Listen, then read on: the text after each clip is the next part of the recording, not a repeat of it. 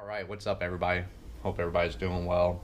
Just want to do a quick video for you guys to discuss the four things I kind of consider essential or must-haves, at least for me, after buying a Glock, to do real quick, cheap installations, easy installations on how to upgrade your Glock once you pick it up to make it perform just a little bit better and look a little bit better, function a little bit better. So what I do is I don't know if you guys know this or not, but these Glock 19s and most of Glocks are sold with this empty cavity back here. It's just a void space and it looks like crap, and dirt and debris can get up in there. So they sell this plug right here for $8-9. It literally takes less than a second to put in.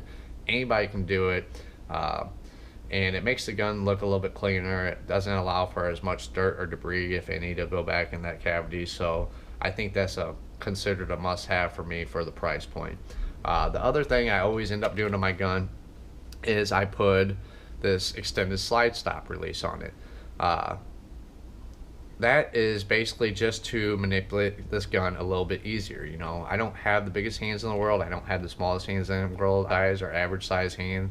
I'm 6 foot, 140, 145 pounds, and this makes a world of difference for me to get my finger on there, my thumb on there, and release this slide compared to the original slide stop release. It's just a world of difference. So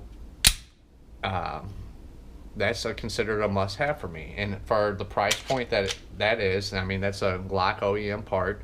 I'm talking like $9 to $12. It's an absolute must-have. Then you got, it's not really a must-have for me, but it just makes things a lot easier if you're going to take these guns down or break these guns down and clean them a lot, or if you ever need to work on them.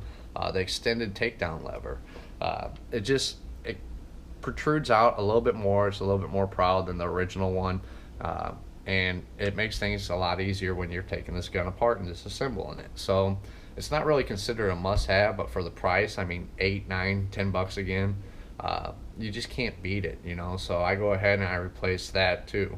And then the last thing that I do, well, actually one of the first things I do, I kind of didn't do this in order, but a must-have on any home defense or personal defense weapon has to have night sights on it. Not essentially to identify the target, but just to see where the barrel is. In a high stress situation, your motor skills aren't working as well, and I want to be able to ensure as much as possible that I have the barrel pointed down at the threat that's presenting itself. So these are Trijicon tritium sights, night sights.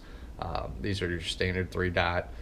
They're nice because they're steel, and they got that flat edge or flat lip on the back there, so if you have to rack it on like your belt or the edge of a table or any flat surface, you're more than able to do so, and you can still manipulate this gun with one hand. So that's a must-have for me, and I do that with every single Glock I have, even this one. I didn't have to do the plug in the bottom because it comes with that, but I did put the extended slide stop release on there for her.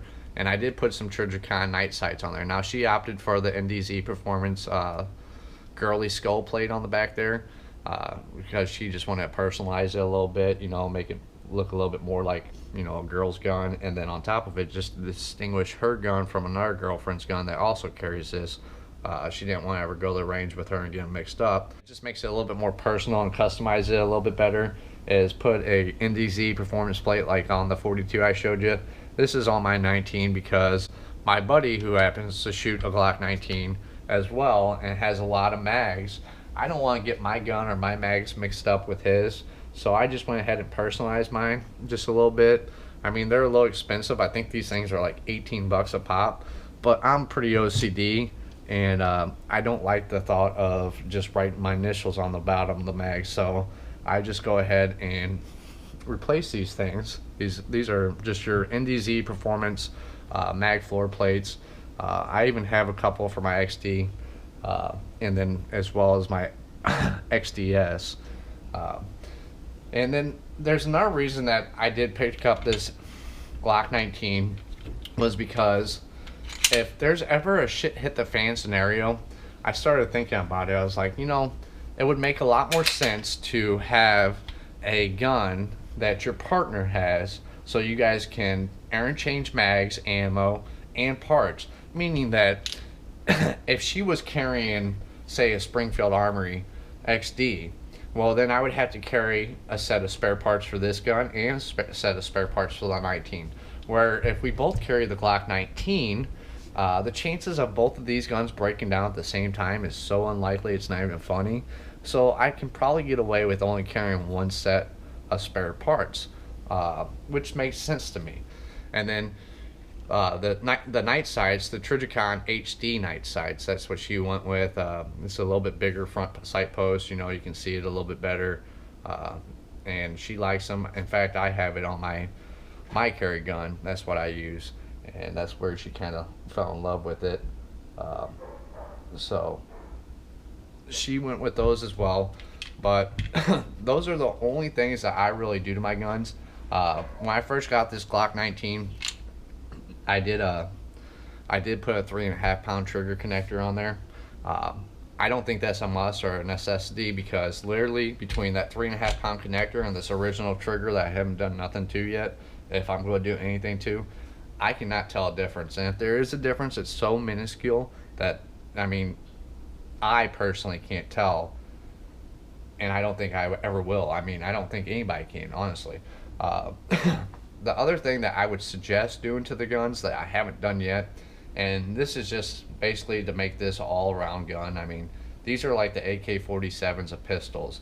That's why I love about them. You know, there's only 8 moving parts in them versus like something like this where you got like 26 to 28 moving parts. Don't get me wrong, I think this is a lot better quality gun than that.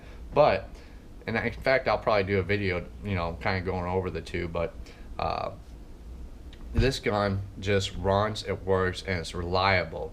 The more moving parts you have in anything, the more likely it is to break. So when this only has 8 and this one has 26, 28, the chances of this one breaking versus this one breaking is substantially lower. So that's why I like the Glocks. But what I don't like about the Glock's barrel, they got, what is it called, a polygonal barrel. You're not supposed to shoot lead, and you're not supposed to shoot reloads through it.